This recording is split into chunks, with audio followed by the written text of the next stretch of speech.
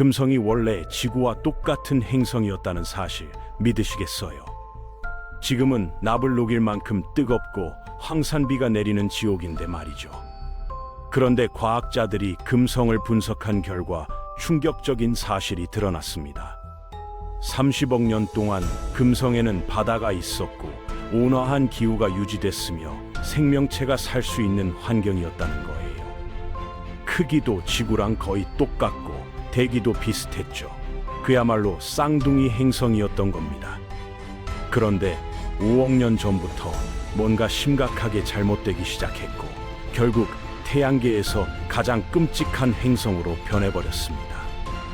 오늘은 지구와 똑같았던 금성이 어떻게 지옥으로 추락했는지, 그리고 그 과정이 우리에게 주는 경고는 무엇인지 이야기해 보겠습니다.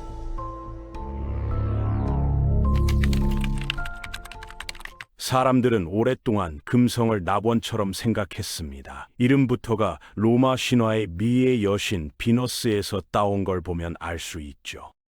17세기에 망원경으로 관측하기 시작했는데 두꺼운 구름으로 덮여 있는 게 보였어요. 그래서 과학자들은 그 구름 아래 뭐가 있을지 상상하기 시작했죠.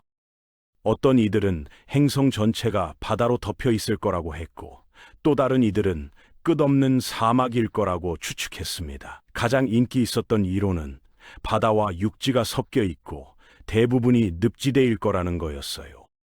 상상해 보세요. 열대우림이 행성 전체를 뒤덮고 있고 안개가 자욱하게 끼어 있는 신비로운 세계를요. SF 소설 작가들은 이런 상상력을 마음껏 펼쳤습니다. 당시 사람들에게 금성은 화성보다 훨씬 더 매력적인 외계 문명의 후보지였습니다. 화성은 너무 춥고 건조해 보였지만 금성은 두꺼운 대기로 덮여 있으니까 뭔가 특별한 게 있을 거라고 생각한 거죠. 실제로 초기 우주 탐사 경쟁에서 미국과 소련 모두 금성에 탐사선을 보내는데 엄청난 열의를 보였습니다. 1960년대 초반만 해도 과학자들조차 금성에 생명체가 있을 가능성을 진지하게 검토했거든요. 그래서 소련은 베네라 프로그램을 통해 수십 개의 탐사선을 금성으로 보냈고 미국도 마리너 미션을 진행했습니다. 모두가 금성의 비밀을 밝히고 싶어 했던 거예요. 그런데 1962년 모든 환상이 산산조각 났습니다. 소련의 마리너 2호가 금성 표면의 온도를 측정했는데 결과는 충격적이었죠. 섭씨 425도, 납이 녹아내리는 온도였습니다. 낙원은커녕 지옥이었던 거예요.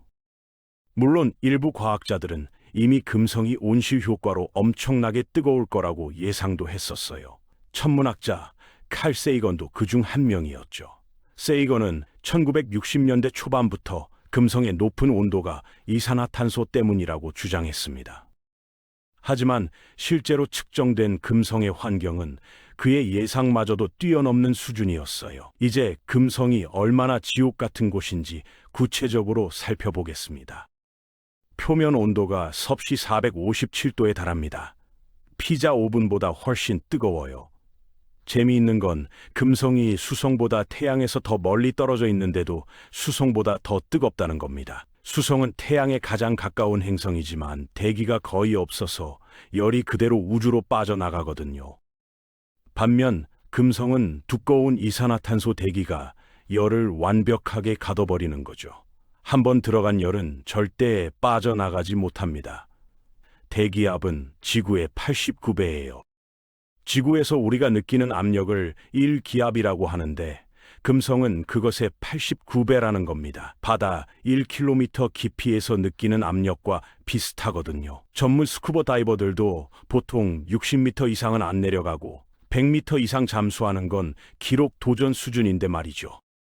금성 표면에 서 있으면 1km 깊이의 바다 밑에 있는 것과 같은 압력을 받는다는 겁니다. 인간의 몸은 그 압력을 절대 견딜 수 없어요. 순식간에 으스러져 버릴 겁니다.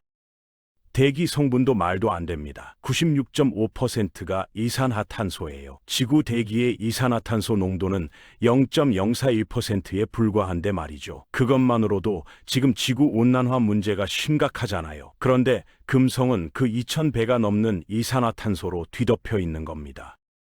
이산화탄소는 열을 가두는 성질이 엄청나게 강하거든요. 태양에서 온 열이 금성 표면에 닿으면 그 열이 적외선으로 바뀌어서 다시 우주로 나가려고 하는데 이산화탄소가 그걸 막아버립니다. 그래서 금성에 한번 들어간 열은 절대 빠져나가지 못하고 계속 쌓이고 쌓여서 지금과 같은 온도가 된 거예요.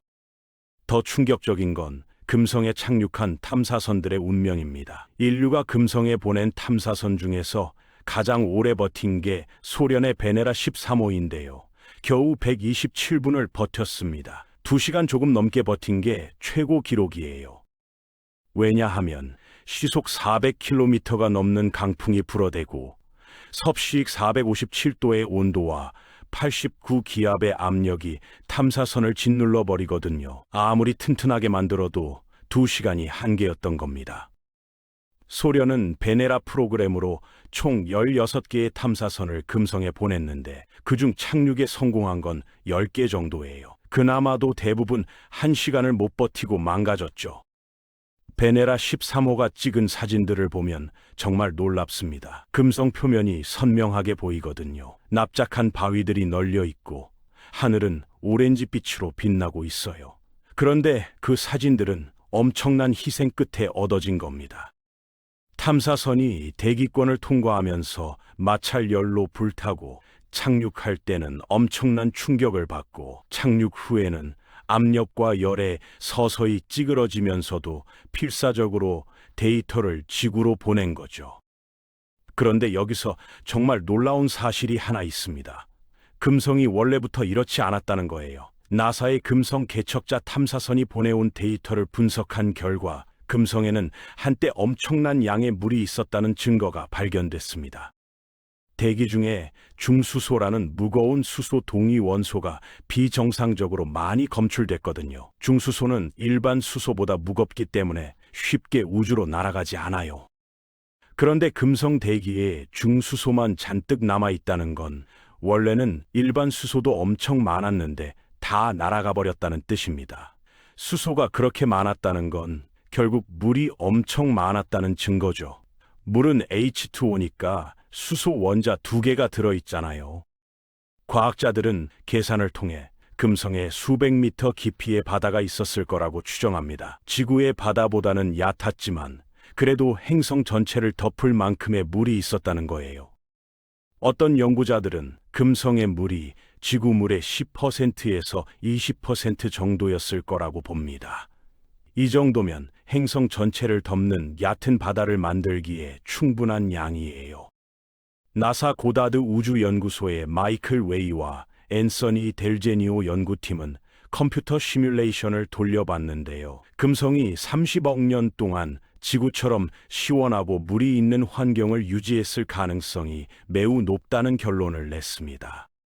30억 년이면 엄청나게 긴 시간이에요. 지구에서 생명이 탄생하고 단세포에서 다세포로 진화하고 바다 생물들이 번성하기에 충분한 시간이죠. 그렇다면 금성에도 생명체가 있었을까요? 지구의 트라이아스기 시절에 금성에도 뭔가 살고 있었을지 모른다는 상상을 하게 됩니다. 연구팀은 금성의 자전 속도가 느린 게 오히려 생명체에게 유리했을 수도 있다고 말합니다.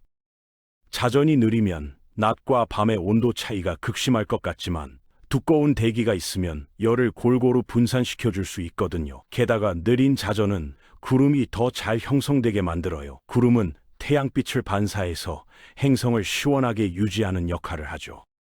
그래서 초기 금성은 구름으로 덮여 있으면서도 아래쪽은 시원하고 쾌적한 환경이었을 가능성이 있습니다. 그럼 대체 뭐가 문제였을까요? 금성은 왜 이렇게 변해버린 걸까요? 과학자들은 여러 가지 원인을 가설해봤습니다. 첫 번째는 화산 활동입니다. 금성에는 태양계 행성 중에서 화산 지형이 가장 많아요. 표면의 75%가 용암이 흘러서 만들어진 땅이거든요. 지구에서는 용암이 대륙판 경계에서 주로 분출하는데 금성은 지각이 지구보다 훨씬 두껍고 딱딱해서 판이 움직이지 않습니다. 금성의 지각 두께는 약 50km인데 지구는 평균 30km 정도예요. 더 두껍고 딱딱하다 보니 판이 서로 밀고 당기는 판구조 운동이 일어나지 않는 겁니다. 그래서 마그마가 밑에 계속 쌓이다가 한꺼번에 폭발하는 거예요. 마치 압력솥처럼 말이죠. 압력솥에 압력이 계속 쌓이면 결국 폭발하잖아요. 금성도 마찬가지입니다.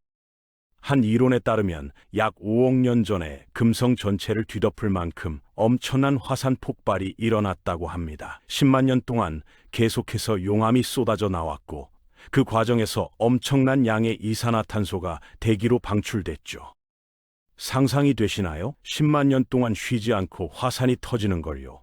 행성 전체가 용암 바다로 뒤덮였을 겁니다. 지구에서는 화산이 터지면 지구 전체가 뜨거워질 것 같지만 오히려 기온이 내려가는 경우가 많습니다.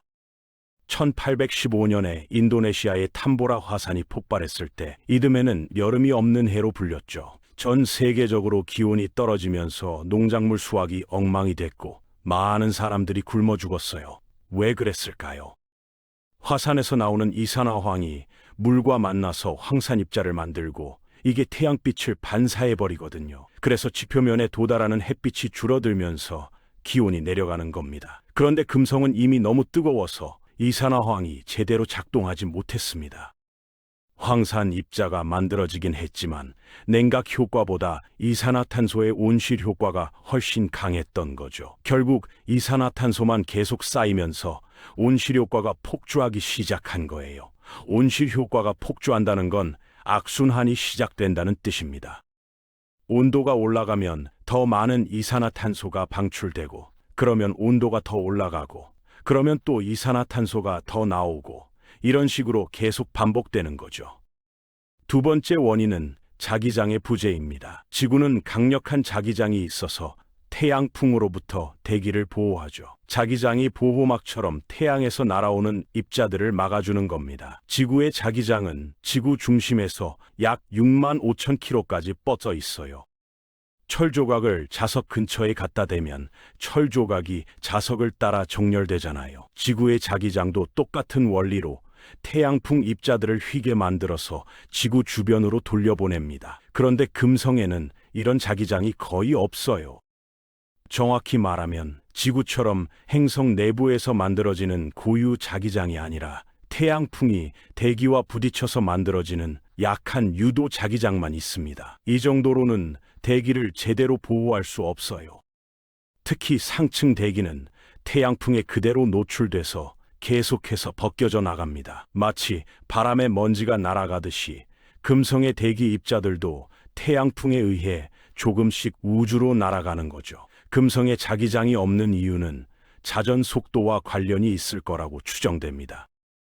지구는 행성 내부에 쇠 성분이 녹아서 흐르면서 자기장을 만드는데요. 이걸 다이나모 효과라고 합니다. 지구 핵은 두 부분으로 나뉘어 있어요. 안쪽에 단단한 내핵과 바깥쪽에 액체 외핵이죠. 외핵에 녹은 철이 대류하면서 움직이는데 이 움직임이 전류를 만들고 전류가 자기장을 만드는 겁니다. 그런데 이런 대류가 제대로 일어나려면 행성이 빠르게 자전해야 해요. 금성은 자전이 너무 느려서 이런 대류 현상이 제대로 일어나지 않는 거죠. 금성의 자전 속도가 얼마나 느리냐면 한 바퀴 도는데 243일이 걸립니다. 공전 주기는 225일이에요. 그러니까 금성에서는 1년이 하루보다 짧은 겁니다. 금성에 사는 사람이 있다면 생일을 2번 맞이하고 나서야 하루가 지나는 거예요. 정말 이상하죠.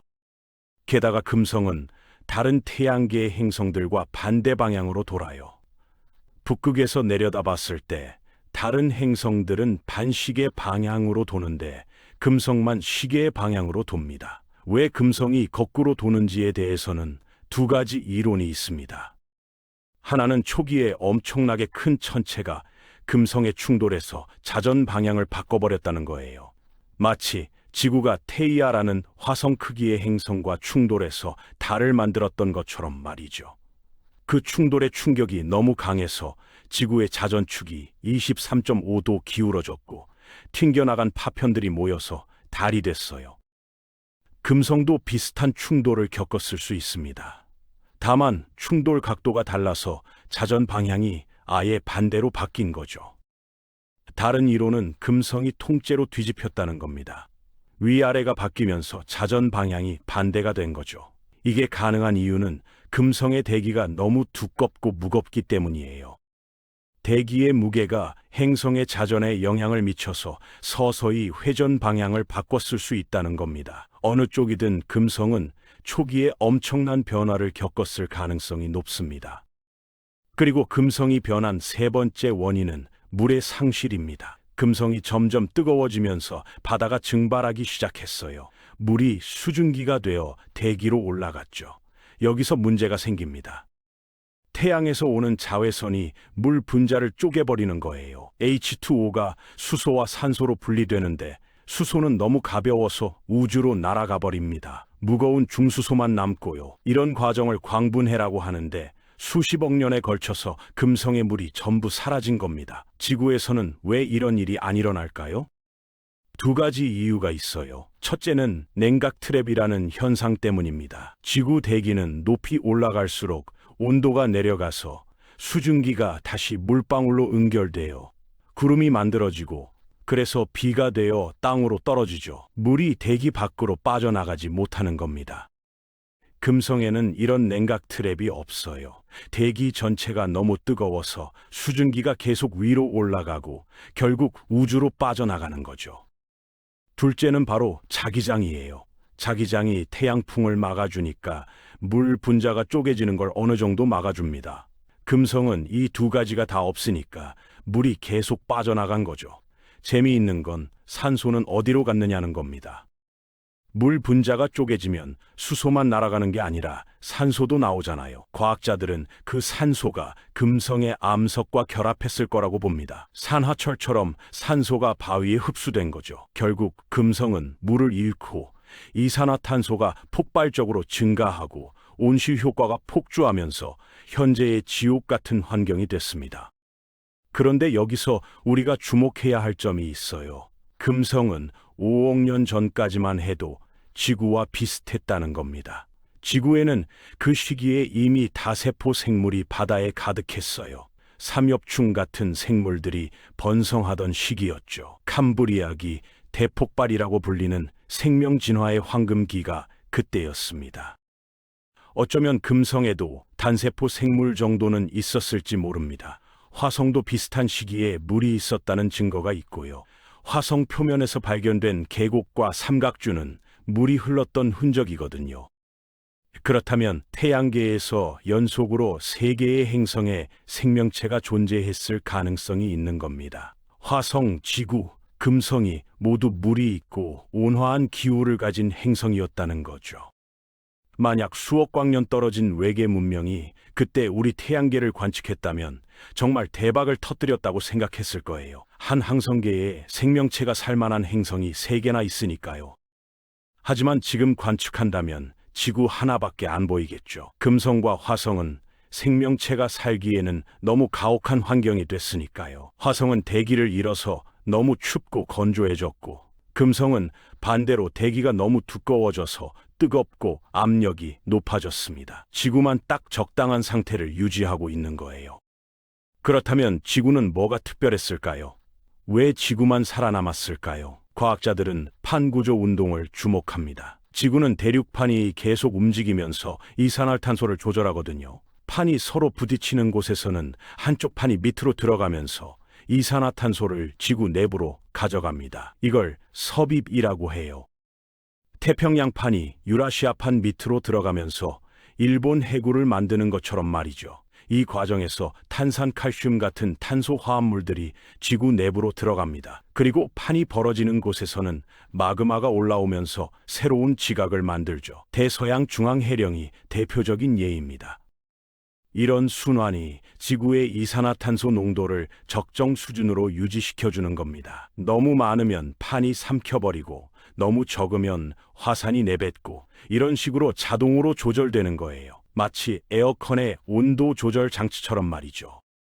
금성과 화성은 이런 판 구조 운동이 없어요. 그래서 한번 이산화탄소가 쌓이기 시작하면 제어할 방법이 없는 겁니다. 금성은 이산화탄소가 계속 쌓였고 화성은 반대로 이산화탄소를 계속 잃어버렸죠. 화성은 중력이 약해서 대기를 붙잡아 둘 수 없었거든요. 지구는 수십억 년 동안 천천히 스스로를 재생시키면서 급격한 변화를 피할 수 있었던 거죠. 이게 바로 지구가 자생해 올 수 있던 힘입니다. 스스로 균형을 맞추는 능력이요. 그런데 일부 과학자들은 우리가 그 균형을 깨뜨리고 있다고 경고합니다. 인류가 화석 연료를 태우면서 대기 중 이산화탄소 농도를 급격하게 높이고 있거든요. 산업혁명 이전에는 280ppm 정도였던 이산화탄소 농도가 지금은 420ppm을 넘어섰어요. 불과 200년 만에 50%나 증가한 겁니다. 지질학적 시간으로 보면 순식간이죠. 물론 그렇다고 해서 지금 당장 금성처럼 될 가능성은 거의 없어요. 지구에는 바다가 있고 판구조 운동이 있으니까요. 하지만 금성이 우리에게 보여주는 건 한번 티핑 포인트를 넘어가면 돌이킬 수 없다는 사실입니다. 온실 효과가 폭주하기 시작하면 막을 방법이 없어요. 과학자들이 걱정하는 건 북극의 영구 동토층입니다. 영구 동토층에는 엄청난 양의 메탄이 갇혀 있는데 지구 온난화로 동토층이 녹으면 그 메탄이 방출될 수 있거든요. 메탄은 이산화탄소보다 온실 효과가 25배나 강해요. 만약 대량의 메탄이 방출되면 온난화가 더 가속화되고 그러면 동토층이 더 녹고 메탄이 더 나오고 이런 악순환이 시작될 수 있습니다.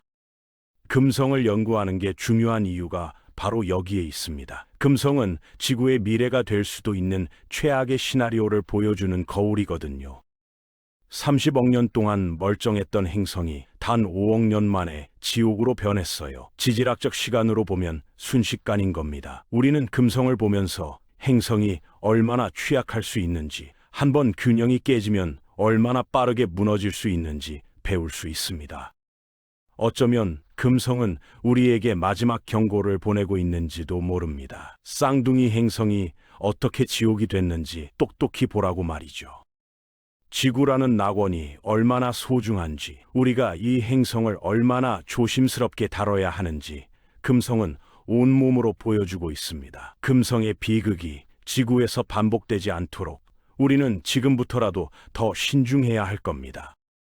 태양계에서 가장 아름다웠을 행성이 가장 끔찍한 행성으로 변한 이야기, 그것이 바로 금성이 우리에게 남긴 교훈입니다. 지금까지 미스테리 유니버스였습니다. 시청해 주셔서 감사합니다.